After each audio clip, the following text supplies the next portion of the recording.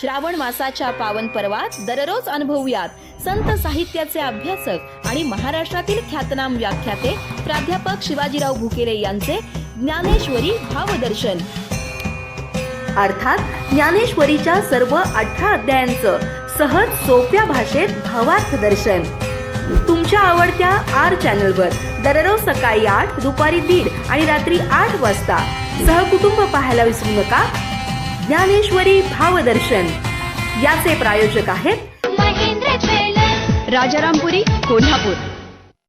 पुंडलिक वरदा हरी विठ्ठल श्री ज्ञानदेव तुकाराम पंढरीनाथ भगवान की जय.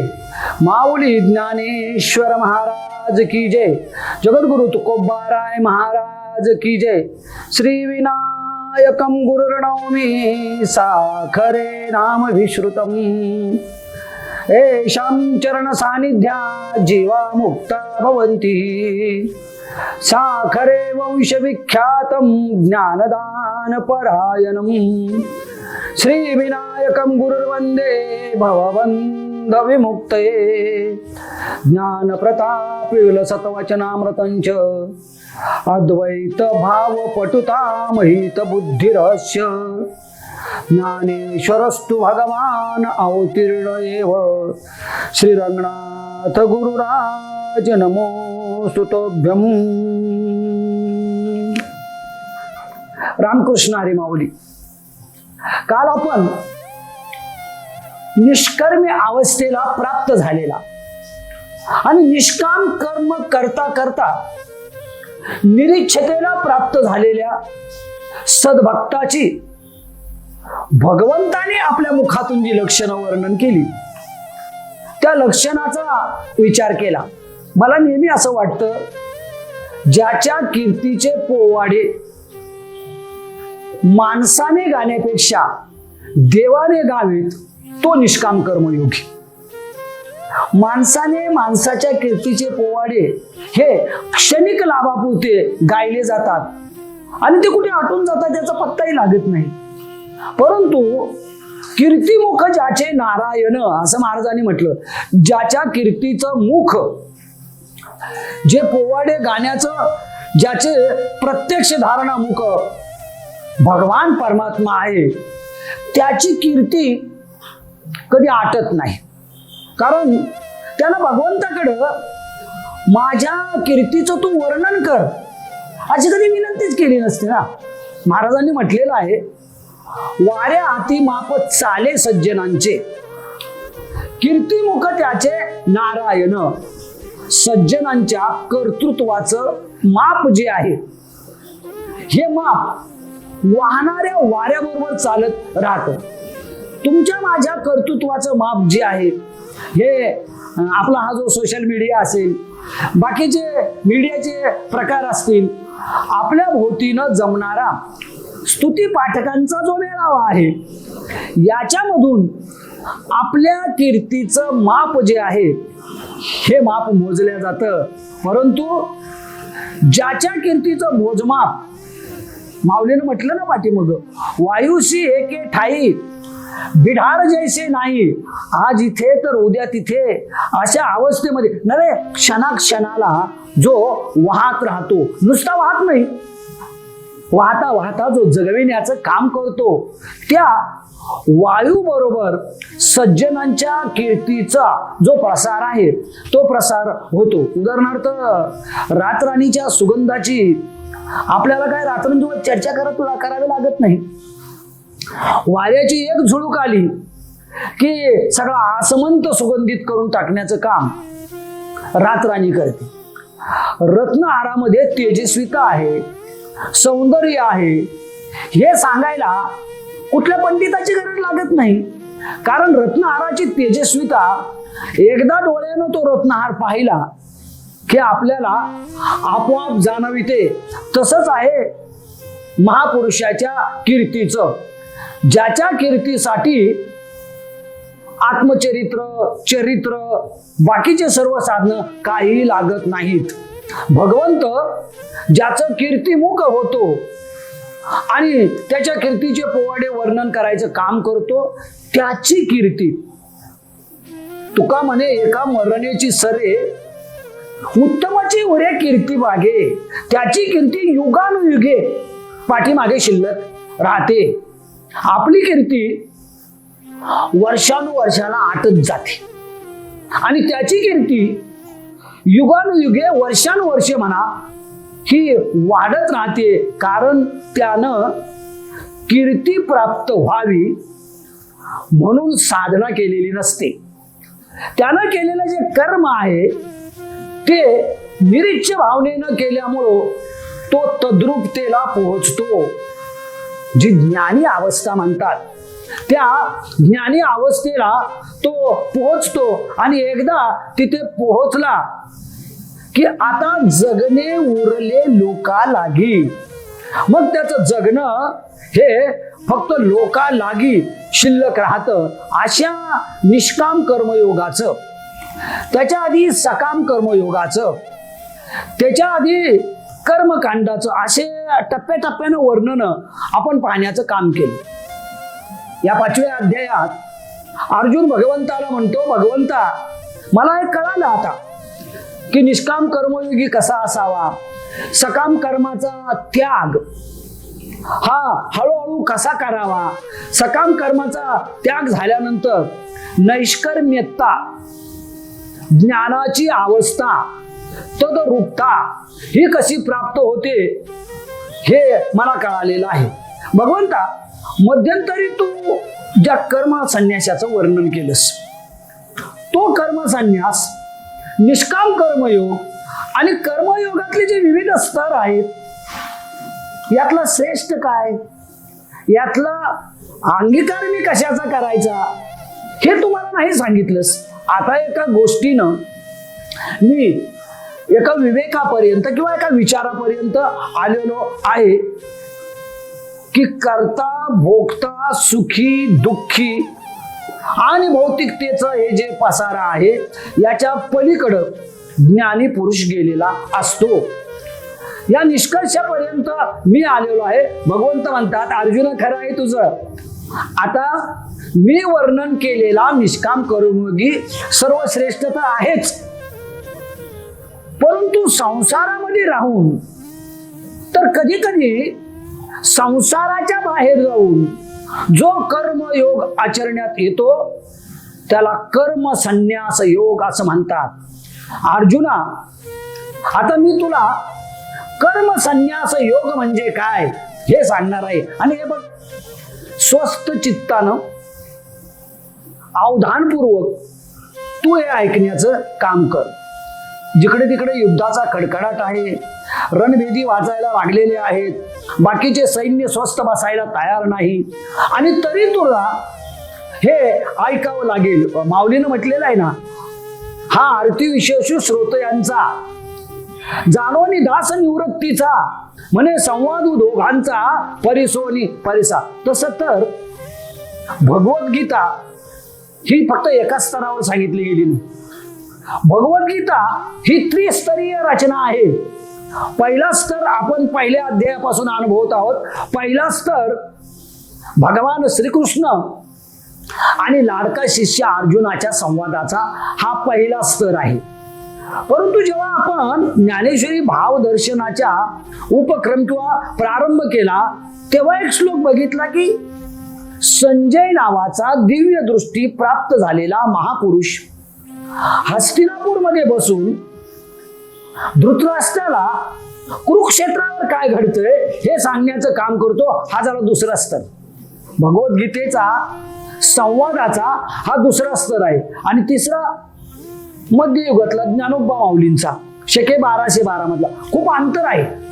पहिली 2 स्तर ही एकाच वेळी घडलेली आहेत, परंतु तिसरा जो स्तर आहे हा एक युग गेल्यानंतर, त्या युगाची जी अनगिनत वर्ष आहेत ही वर्ष गेल्यानंतर हा तिसरा स्तर आला.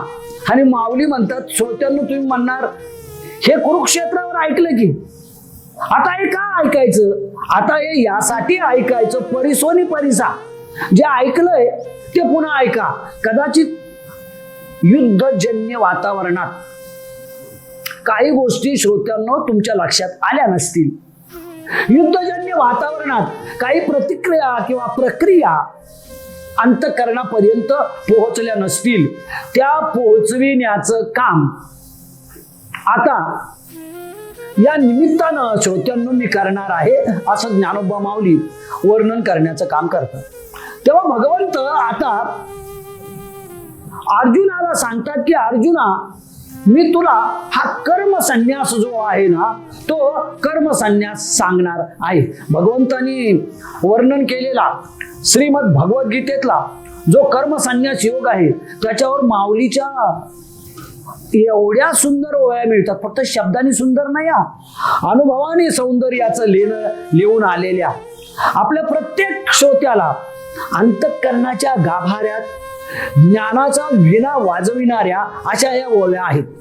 उदाहरणार्थ भगवंताने कर्म संन्यास योग म्हणजे काय हे सांगायला सुरुवात केली. माऊलीनं सांगितलं, मी आणि माझे आयसी आठवण, विसरले जयाचे अंतःकरण, पार्था तो संन्यासी जाण निरंतर, तरी त्यासी न लगे तेजावे, ग्रहाधिक आगवे.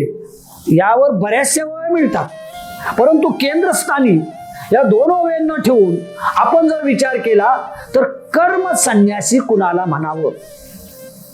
संन्याशाकडं सर्वसाधारण पाहण्याचा आपला दृष्टिकोन काय? ज्यानं भगवा पायघोळ अंगरखा घातलेला आहे, ज्यानं खडावा पायात घातलेला आहे, ज्यानं लुंगी परिधान केलेली आहे, भगवा फेटा असेल नाहीतर जटा असतील या वाढवलेला आहे, अशा भगव्यांनी जो वलयांकित झालेला आहे त्याला आपण संन्यासी म्हणून पाहतो. त्याच्याकडं जो आकृतीचा, जो वेशानं दिसणारा संन्यासी आहे असा संन्यासी म्हणून पाहण्याचं काम करतो.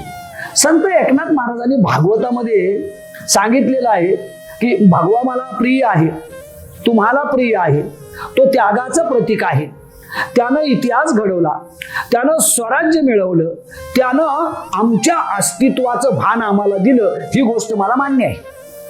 परंतु एकनाथ महाराज म्हणतात, फक्त भगवी कपडे घातल्यानंच संन्यासी होता येतं, ही जर आयडेंटिटी असेल तर संन्यासी नावाच्या चित्रपटात संन्यासाची भूमिका करणारा अभिनेता आपोआप संन्यासी होऊ शकतो. एखादं संन्यासावर आधारित नाटक असलं तर त्या नाटकातला नट हा संन्यासी होऊ शकतो.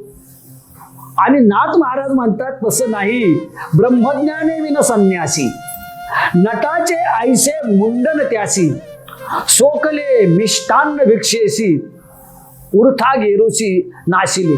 एक पद्धत होती आपल्या भारतामध्ये, संन्याशाला पूड किंवा पुडी म्हणजे भोजनाचं निमंत्रण द्यायचं. आणि एवढे मोठे संन्यासी महाराज घरात येणार म्हटल्यानंतर त्या दिवशी अगदी मिष्टान्न भोजन जे आहे हे तयार केलं जायचं. नाथ महाराज म्हणतात, खा, मिष्टान्न भोजन तुला मिळतंय ना, खाण्याचं काम कर. परंतु तुला जर ब्रह्मज्ञान प्राप्त झालेलं नसलं, ब्रह्मज्ञान प्राप्त होऊन तू जर निष्कामता, निजदृष्टी, स्वतःचा एक भगवंतमय आध्यात्मिक विचार जर लोकांपर्यंत पोहोचवण्या योग्य झाला नसेल तर नटाचे ऐसे मुंडन त्यासी, एखाद्या अभिनेत्याप्रमाणे तू फक्त पोशाखाचा संन्यासी झालास, लक्षणाचा संन्यासी नाही. श्रोत्यांनो, अनेक लक्षणाचे संन्यासी असे आहेत ज्यांनी जटा वाढवल्या नाही, ज्यांनी दाढी वाढवली नाही, ज्यांच्या पायात खडावा नव्हते, ज्यांनी पायघोळ अंगरखा वगैरे म्हणजे सगळे भगवी वस्त्र, रुद्राक्षांच्या माळा वगैरे काहीही परिधान केलं नाही, जे संसारात राहिले, ज्यांनी ग्रहाधिकांचे उत्कृष्ट व्यवहार केले, परंतु जे संन्यासत्व म्हणजे क्षेत्राचा नाश करणे आणि आशेचा मनामध्ये किंचित सुद्धा प्रवेश न होणे या अवस्थेपर्यंत ते जाऊन पोहोचले. आपल्याला माहित आहे त्या पौराणिक कथेमध्ये शुक महाराज जगाच्या भीतीनं 12 वर्ष आईच्या गर्भातच राहिले. 12 वर्षानंतर ते बाहेर आले आणि थोडीशी लज्जा उत्पन्न व्हायला लागली. आणि 12 वर्षानंतर शुक महाराजांना एक गोष्ट जाणवली की अरे, मी 12 वर्षे इथे राहिलो, मी सर्व संघ परित्याग केला, परंतु पलीकडं मिथिलेमध्ये आणि अन्य ठिकाणी जनक नावाच्या संसारी माणसं एवढं गुणानुवाद का करतात? हा जनक नेमका आहे कसा? या जनकाचे जे व्यवहार आहेत ते व्यवहार नेमके कसे आहेत की जो कर्म संन्यासी या अवस्थेला प्राप्त झाला? चला म्हटले आपण डायरेक्ट जाऊन जनकालाच विचारू. म्हणून शुक महाराज निघाले. नदी आश्रमातून नदीच्या काठापर्यंत आले. काही आमच्या मातोश्र्या तिथं धुणं वगैरे धुत होत्या वगैरे. स्वाभाविक लज्जा उत्पन्न झाली आणि म्हणून 12-13 वर्षाच्या या बाल संन्याशाने जन्मतः संन्यासत्वाची जी अवस्था त्याला प्राप्त झालेली आहे, त्यानं एक वल्कल झाडाचं जे सालेचं असतं ना ते परिधान केलं आणि जनकाच्या राजमहालाच्या दरवाजापर्यंत जाऊन पोहोचलं. उंबरठ्याच्या बाहेर उभा राहिला. पहारेकऱ्यांनी विचारलं, महाराज कोण आपण? आपलं येण्याचं नेमकं प्रयोजन काय? आपला माझे राजे जनकांना मी काय निरोप सांगू?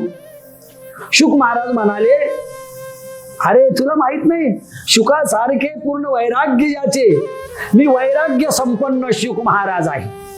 मी त्या विवेक आणि याही पलीकडचं जे ज्ञान आहे त्या ज्ञानाच्या पूर्णत्वापर्यंत जाऊन पोहोचलेला शुक महाराज आहे. सांग ना तुझ्या राजाला, असा तपस्वी शुक महाराज तुझ्या राजाच्या भेटीला आलेला आहे.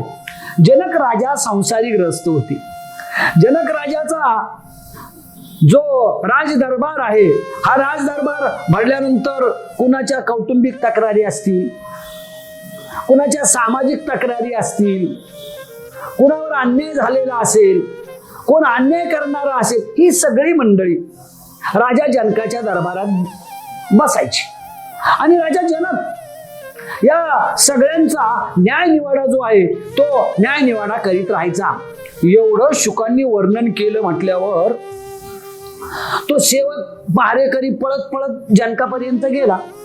एक निवाडा झाल्यानंतर जन जेव्हा मध्ये थांबले तेव्हा पहारेकऱ्याने सांगितलं, महाराज आपल्या भेटीला एक वैराग्य संपन्न योग मूर्ती शुक महाराज आलेले आहेत. जनकाने सेवकाकडं पहारेकऱ्याकडं पाहिलं आणि शांतपणे सांगितलं, हे बघ त्या शुक महाराजांना सांग काहीतरी टाका आणि मगच माझ्याकडे या. तो गेला, म्हणाला आमच्या राजांनी निरोप दिलाय, काहीतरी टाका आणि मग माझ्याकडे या. जनक म्हणाले, काय वेडा याचा राजा, आता टाकायचं काय? माझ्याकडे एक वलकल फक्त आहे, दुसरं माझ्याकडे काहीच नाही. दिलं टाकून. ते टाकून दिल्यानंतर सांग म्हटले राजाला तुझ्या टाकून दिलेलं आहे. पुन्हा तो गेला. 1-2 तास गेले या व्यवहारामध्ये सगळ्या. तो गेला, म्हटलं ते महाराज म्हणतात टाकून दिलेलं आहे. राजा जनक म्हणाला, त्याला सांग जे टाकू नये ते तू टाकलेलं आहेस आणि जे टाकायला हवं आहे ते मात्र तसाच घट्ट धरून बसलेला आहेस. पुन्हा तो गेला, पुन्हा निरोप सांगितला. असं खूप वेळ चालत राहिलं. शुक महाराज वैतागले.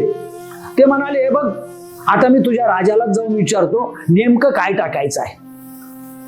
शुक महाराज आता त्या पहारेकऱ्याला न जुमानता राजा जनकाच्या सिंहासनासमोर गेली आणि म्हटले, जनका संसारातल्या सुखदुःखाच्या गाळात ही सगळी माणसं गळाभर रुतून बसलेली आहेत. यांच्याबरोबर तूही रुतून बसलेला आहेस आणि मला तू निरोप पाठवलास की काहीतरी टाकून ये. अरे 12 वर्ष मी जे मातेचा गर्भावास आहे, या जगाच्या या भौतिकतेचा संपर्क नको, इथले विकार लागायला नकोत म्हणून 12 वर्ष मी तिथे राहिलो. एवढा वैराग्य संपन्न, एवढा त्यागी, एवढा जन्मता संन्यासी असणाऱ्या माझ्यासारख्या माणसानं नेमकं काय टाकावं हे काय मला कळालं नाही जनका. आणि तुझ्यासारख्या संसारिकाला निरोप पाठवावा की मी काय टाकावं, मी काय टाकावं. जनक राजांनी सगळं ऐकून घेतलं, शांतपणे सांगितलं, शुक महाराज मी संसारिक आहे, संसारिकाचेच तंटे सोडवण्याचं काम मी करतो. कारण माझ्याकडं शक्यतो दुःखी माणसं येतात, जी सुखात आहेत ती माणसं माझ्याकडे येत नाहीत. तुमच्यासारखे अध्यात्माच्या उच्च अवस्थेमध्ये जी माणसं आहेत ती माणसं माझ्याकडं येत नाहीत. त्यामुळं मला रात्रंदिवस या प्रपंचाच्या कटकटी आणि त्या मिटवण्याच्या ज्या काही युक्ती प्रयुक्ती आहेत त्या शोधाव्या लागतात. पण शुक महाराज हे सगळं संपल्यानंतर मी मनाशी विचार करतो, मी राजा नाही, ही खुर्ची माझी नाही, हे राज्य माझं नाही, हे नाव माझं नाही, हे गाव माझं नाही, या सगळ्यांच्या पलीकडचा मी आहे. मला राज्यपद या जनता जनार्दनाच्या आशीर्वादामुळे आलंय. ऊन सावलीच्या खेळाप्रमाणे आज राज्यपदाची सावली आहे, उद्या कदाचित रस्त्यावरच्या भिकाऱ्याचं जीवन जगण्याचं ऊन जे आहे हे ऊन माझ्या आयुष्यात पडायला लागेल. माझ्या गावाचं नाव जे आहे जेव्हा मी निघून जाईल तेव्हा गावाचं नाव बरोबर नेणार नाही. मला लोक जनक म्हणतात, परंतु जेव्हा मी नसेल तेव्हा जनक हे नाव शिल्लक राहील की नाही हे मला माहित नाही.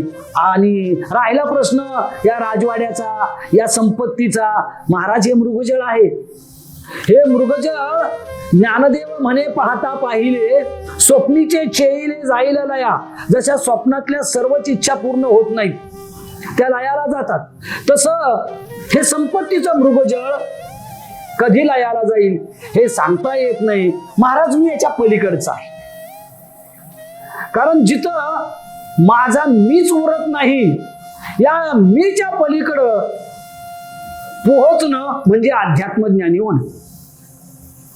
या मीच्या पलीकडं पोहोचणं म्हणजे कर्मसन्यासी होणं. श्रोत्यांनो, ही ज्ञानेश्वरीतली थोडी अवघड प्रक्रिया आहे. म्हणजे शब्दाने ती सोपी आहे, परंतु कर्मानं ती खूप अवघड आहे. आणि या ओळीत पहिला शब्द आलाय मी, आणि माझे ऐसी आठवण.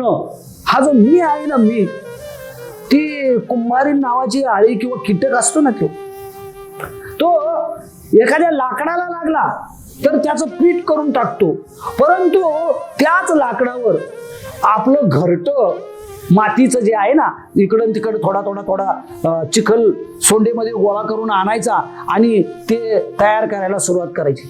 तयार करता करता खूप सुंदर करतो ते तयार करता ते पूर्णत्वाला गेलं की पुढच्या तोंडाला एक छोटासा चिखलाचा कण आहे, तो अडकून रिकामा होतो. गंमत काय होते, स्वतःच घर तयार केलं पण स्वतःच कधीच न उघडणारा दरवाजा त्याला लावला. कधीच एकदा आत गेला की परत उघडताच कामा नाही. आणि मग त्यामुळं तडफडून आत त्याला मरावं लागतं. आणि मग त्याला पश्चाताप होतो, अरे मी एवढं घर केलं, मी एवढं सगळं गोळा केलं, पण एकच गोष्ट विसरून गेलो, मला याच्यातनं बाहेर पडायचं आहे. घर जरी असलं तरी माझं, याच्यासाठी मार्ग काय आहे? माझ्या हाताने मी मार्ग बंद केला. श्रोत्यांनो, ज्याला मीचा त्याग करता येत नाही त्याला अध्यात्मज्ञानी होता येत नाही. ज्ञानेश्वरीतलं, भागवत धर्मातलं अध्यात्म नेमकं काय आहे? आपण ज्याला आध्यात्मिक समजतो ना, ते पावसाळ्याच्या दिवसामध्ये नदीची फुगलेली पातळी आहे. ते पावसाळ्याच्या दिवसामध्ये नदीवर उसळणाऱ्या ज्या लाटा आहेत ना, तसं आहे. ते अध्यात्मज्ञान नाही. अध्यात्मज्ञान हे कसं आहे, किंवा खरा कर्मसन्यास ज्याला मी म्हणतो, ज्या कर्मसन्यासाचं मी आतापर्यंत वर्णन करत राहिलो, तो कर्मसन्यास नेमका कसा आहे तर मी माऊलींच्या बंधू निवृत्ती दादांनी एका अभंगात वर्णन केलेलं आहे. मी देह म्हणता ब्रह्महत्या कोटी येवनिया पाठी थापटती. मी देह आहे असं म्हटल्यानंतर कोटी ब्रह्महत्या होतात असं निवृत्ती दादांनी एका ठिकाणी सांगण्याचं काम केलं. आणि मीचं विसर्जन होणं म्हणजे खरा संन्यासी होणं. मीचं विसर्जन होणं म्हणजे खऱ्या अर्थाने संन्यास योगाच्या पलीकडं असणारा शुद्ध अध्यात्म विवेकी जो ज्ञानयोग आहे त्या ज्ञानयोगाला पचवण्यासारखं आहे. आत्ताच म्हणालो मी तुम्हाला, हे पचवणं खूप अवघड आहे. तुम्हाला आणि मला जन्मतः जे तसे आपण जन्मतः मीच्या ममच्या सगळ्याच्या पलीकडचे. माऊलीनं म्हटलं ना, देखे मनुष्य जात सकळ जे स्वभावता भजनशील झाले असते केवळ माझ्याची ठाई. आपण तसे स्वभावता भजनशील आहोत. कुणाच्या कपाळावर गुन्हेगारीचा शिक्का हा जन्मल्या जन्मल्या मारला जात नाही. कुणाच्या कपाळावर दारिद्र्याचा शिक्का हा जन्मल्या जन्मल्या मारला जात नाही. कुणाच्या कपाळावर त्याच्या गर्भश्रीमंतीचा शिक्काही मारला जात नाही. इथं आपण जेव्हा पाहुणे म्हणून येतो ना, तेव्हा पाहुणा जसा आल्यानंतर विचार करतो आपण पाहुणे आहोत, हे घर आपलं नाही, या घरातल्या वस्तू आपल्या नाहीत, आपण 1-2 दिवस काय राहूचं तेवढं राहू आणि जाऊ. ज्याला हे कळतं ना, जीवनाच्या प्रवासात मला हा जो मनुष्य देह प्राप्त झालाय आणि हे जे प्रापंचिक कर्तव्य कर्म मी करतोय ते पाहुण्यासारखे आहेत. पाहुणं घर सोडा इथपर्यंत घरच्या मालकावर म्हणायची वेळ येऊ देऊ नये, मग तो पाहुणाच नाही. नाथांनी एका भारुडात म्हटलेलं आहे, घरचा पाहुणा झाला किंवा प्रीतीचा पाहुणा झाला तर काय फार दिवस राहावा.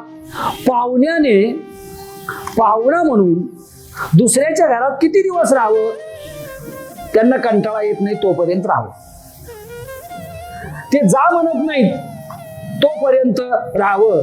ते जर कंटाळून जा म्हणायला लागले तर मग पाहुण्याच्या पाहुणपणा जो आहे ना तो समाप्त होतो. तसं आहे या संसाराचं. याच्यामध्ये आपण पाहुणे आहोत आणि पाहुणे असणाऱ्यानं काय करावं. पाहुणे असणाऱ्यानं जसं त्यानं घरातल्या मालकांनी घरातल्या स्त्री पुरुषांनी जा म्हणेपर्यंत हालूच नये, तसं आपल्याला कोणी जा म्हणेपर्यंत आपण जागाच रिकामी करत नाही. ती आपल्याला कोणी जा म्हणेपर्यंत याला आपण सोडायलाच काय. एवढा मोठा चिकटा पहिल्यांदा कशामुळे निर्माण होतो, तो या मी मुळे. खरं तर हा जो मी आहे तो मग माझा देह हे निर्माण करतो. मग माझ्या देहानंतर माझ्या देहाच्या भोवतीनं जे असतील ते येतात. आणि कसं आहे, वयाच्या 10व्या 12व्या वर्षानंतर हळूहळू ते फुगेवाला गॅस भरताना फुगा बारीक असताना थोडा कमी ओढतो, हळूहळू तो वाढवण्याचं काम करतो आणि फुगा भला मोठा फुगतो आणि मग तो आपल्याला दोरा बांधून आकाशात उडवण्यासाठी देतो. हा जो मीपणाचा फुगा आहे ना, हा फुगा बालपणाची अवस्था हळूहळू संपायला लागली की फुगायला लागतो. प्रौढत्वामध्ये हा फुगा एवढा फुगतो, आपण बघतो रस्त्यामध्ये कोण मी काय समजलंच मला, आता हा कोण, याच्याशी काय आपलं देणं घेणं आहे का, काय समजला त्याच्याशी काय देणं. हा जो मी आहे ना, मी हा खूप घट्ट आहे. आणि मग प्रत्येक कार्यात मी येतो. धर्म किंवा अध्यात्म, समाज जीवन, भक्ती, कर्म, शिक्षण, समाजकारण, राजकारण, अर्थकारण, या सगळ्या घटनांचा आजच्या दृष्टीनं विचार केला तर तिथं मी आहे म्हणून हे झालेलं आहे. मी आपण ऐकतो ना नेहमी, मी नसतो तर ही काय करतात, यांना कुठलंच या माकडांना जमलं नसतं असं आपण ऐकतो. मी त्यात होतो म्हणून हे सर्व झालेलं आहे. हा मी अशा पद्धतीनं फुगत जातो आणि मग हा फुगत गेल्यानंतर टाचणी मारणारा कुणीच न भेटल्यामुळं मीपणाचा फुगा आपल्याला नरकाच्या दिशेनं नेण्याचं काम करतो. मीपणाचा फुगा हा आपलं जे अधःपतन आहे या अधःपतनाच्या दिशेनं नेण्याचं काम करतो. याच्यानंतर दुसरा प्रमुख शब्द आलाय इथे आणि तो म्हणजे माझे. मी आणि माझे अशी आठवण, विसरले जायाचे अंतःकरण, हे जे माझे आहेत याला अध्यात्मशास्त्रामध्ये 2 शब्द आहेत. पहिला शब्द आहे अहम अध्यास आणि दुसरा शब्द आहे मम अध्यास. अहमचा जो त्याग करतो त्याला अहम अध्यासाची निवृत्तीनंतर ब्रह्मप्राप्ती होते असं म्हणतात. आता या ब्रह्मप्राप्तीचं राजा जनकाने शुकाला उपदेश केल्यानंतर शुक महाराजांच्या लक्षात आलं की नाही, मी शुक नाही, हा देह माझा नाही. देह संबंधी भोवतीनं निर्माण होणारी जी काही आजपर्यंतची वादळं असतील, जाळमट असतील, या सगळ्यांच्या पलीकडं मला माझ्या मीपणाचा त्याग करून जायचा आहे. श्रोत्यांनो, जोपर्यंत मी आटत नाही ना तोपर्यंत भक्तीच्या क्षेत्रामध्ये आपल्याला निदान ज्ञानाची, ब्रह्मज्ञानाची पहिली पायरी जी म्हणतात ना, ही पहिली पायरी चढता येत नाही.